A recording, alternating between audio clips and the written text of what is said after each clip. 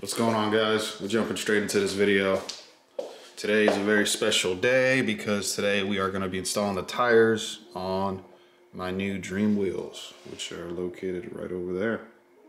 But unfortunately, as you can clearly see, it is raining and it's not supposed to die off anytime soon. It's supposed to be like this for the remainder of the weekend. Today's an extended weekend, but it's supposed to be raining literally all of it. But we're not gonna let that stop us, so we could at least get the stuff mounted. We got a lot of stuff to do, but first thing I wanted to do is I wanted to introduce you guys to the lug nuts that I ended up going with. Now these are the Project Kicks R40 Iconics, and it's essentially a 3-piece lug nut. So I'll go ahead and unbox it and I'll show you what it looks like. All right, guys, so here we have the lug nuts, and first things first, shout out to the guys at Evasive. They're the ones who made this possible, and they got these things shipped out to me, and I got them in 2 days from California. Not to mention also the wheels. They're the reason we got the wheels in the first place. Well, I got the wheels in the first place. Moving on to this. Like I stated before, these are 3-piece lug nuts, and I'll go ahead and bust one of these out. And as you guys can see, the reason why they're essentially called a 3-piece is because they have a floating washer right here, and they also have caps. So the floating washer, the cool thing, probably the reason why I bought this in the first place, is what it does is every time you tighten your lug nuts, you are essentially grinding the lug into the wheel. And what this does is it separates the washer from the lug, and so when you're tightening it, essentially this is not moving, this is staying stationary, and the lug nut is actually twisting. So I think it's pure genius. So that's the real reason why I ended up going with these. And then they come with obviously all the goodies. They come with a lock. There you have it. And it comes with a socket for all the regular ones. So it has 5 of the locking ones, and the other ones are just normal socket style ones. Another cool thing that it comes with is it comes with the piece that you need in order to separate the caps. So this is really cool. So check this out. You essentially use this tool to remove the cap, and you just went from a close-ended to a open-ended lug nut. Tell me that's not cool. All right, so these things, I'm not gonna lie to you guys, they're pretty expensive. Kind of is what it is. I told myself with these wheels that I'm not gonna cut any corners, so these are roughly just under 300 bucks for the set, and you can actually get them in all different colors and assortments, as well as you can also order different caps. So I thought about doing the white, but I think that might be a little too much for my taste. So I think I'm gonna keep it black and kind of rock them this way. So yeah, guys, I'm pretty excited about these. Once again, these are roughly about 300 bucks or so. So let's get on to the other stuff. I wanna go ahead and weigh the wheels, at least one of them. All right, guys, gonna do a quick weigh-in.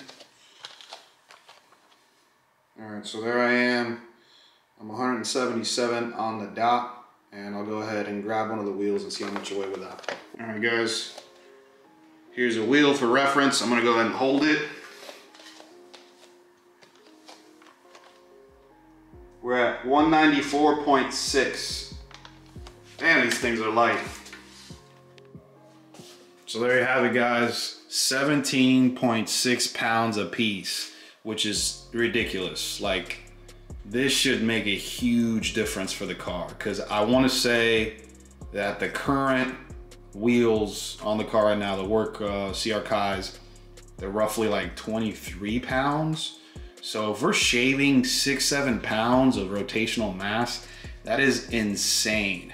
So I am so stoked to get these on. So we're gonna go ahead and mount these, well, load them in the car, and then I'm gonna roll over to Rodney's. I'm gonna borrow the Highlander, and then we're gonna go get the tires mounted, bring them back, and then I'm gonna weigh all the wheels and tires all together. We're waiting on the ceramic coating that I ordered, and unfortunately it looks like it's delayed. Not that it really matters too much because it's raining anyways, but yeah, that's what we're essentially waiting on. One of the things we're waiting on, so stay tuned for more. All right guys, we got Rodney in the building and we're all loaded up, got all the wheels, and we're headed to a regular place because unfortunately we don't have like crazy wheel shops out here. So we're headed to Discount Tire. I've seen them, their work before, and it's pretty decent, so we're gonna make sure we talk to the manager and stuff before we actually have them do any work, but we're all loaded up.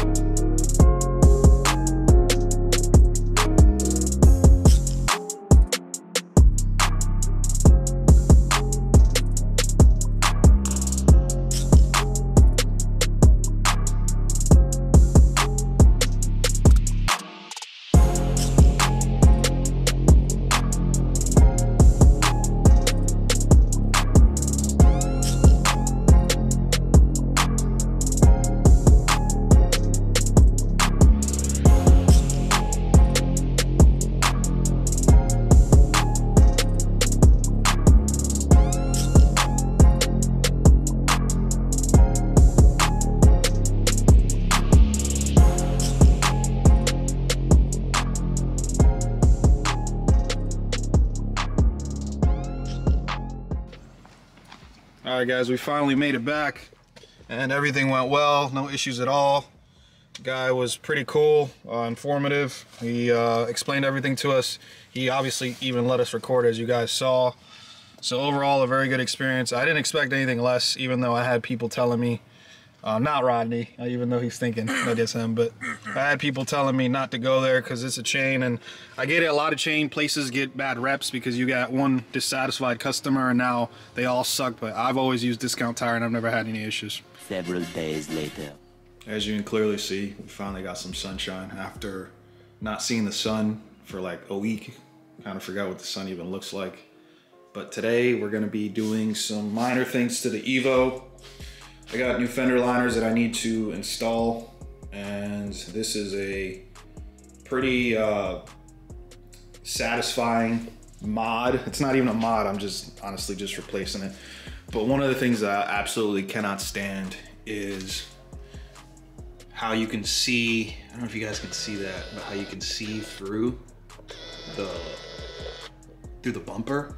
I can't stand that. I don't even know how people remove their fender liners completely, but that to me, it just drives me nuts to be able to see through that. So it's one of those things for me, and I initially went ahead and bought some cheap knockoffs because I said screw it, and I just wanted to, because these things, it's kind of like a wear and tear item, and I was like, screw it, I'm just gonna go ahead and, you know, install whatever. But honestly, I just felt disgusted with myself. I'm not the type to cut any corners, and I just couldn't put them on for whatever reason. It didn't even come with hardware, so went ahead and ordered some OEM ones, and that's what I'm going to be doing in the meantime while we wait for the ceramic coating to get in for the wheels. Yeah guys, I'm gonna be doing that real quickly, nothing too crazy. And then also, I'm gonna be adjusting the lip. For whatever reason, it's kind of splitting apart. So I'm gonna check that out and make sure everything's good. So other than that, we're still waiting on the ceramic coating like I stated.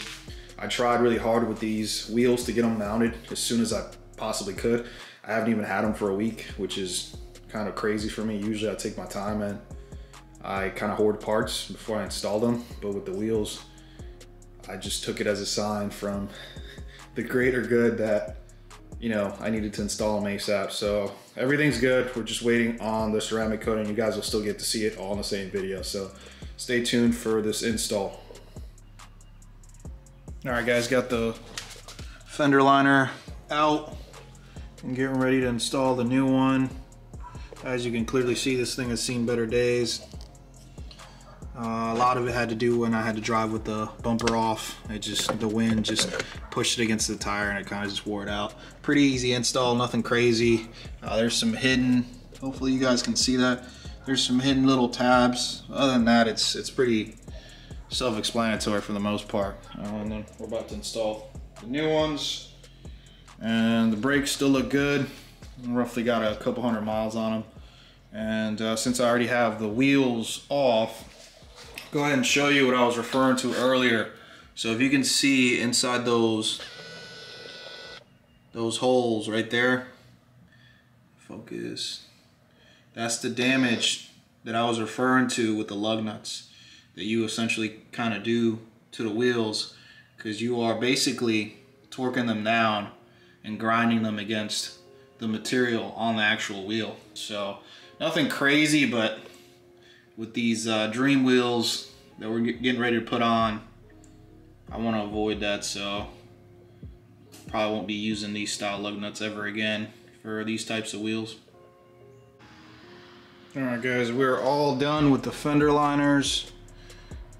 As you can clearly see, pretty straightforward, nothing crazy, looks great.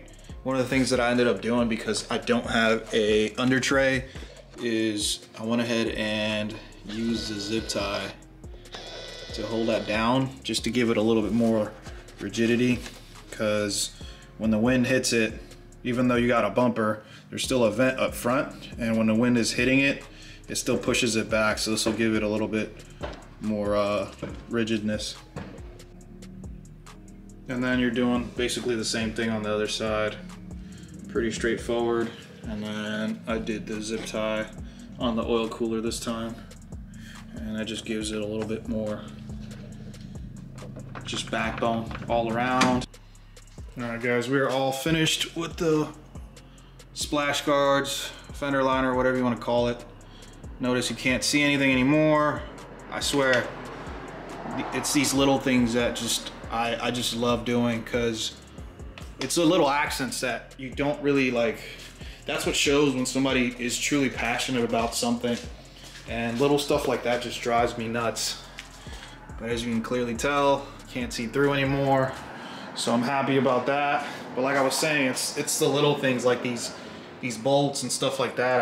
I went ahead and cleaned up some other stuff, and basically getting it ready for the new wheels, guys. So the next footage that you guys will be seeing will be us ceramic coating and putting the decals on, and then eventually getting the new wheels on the Evo.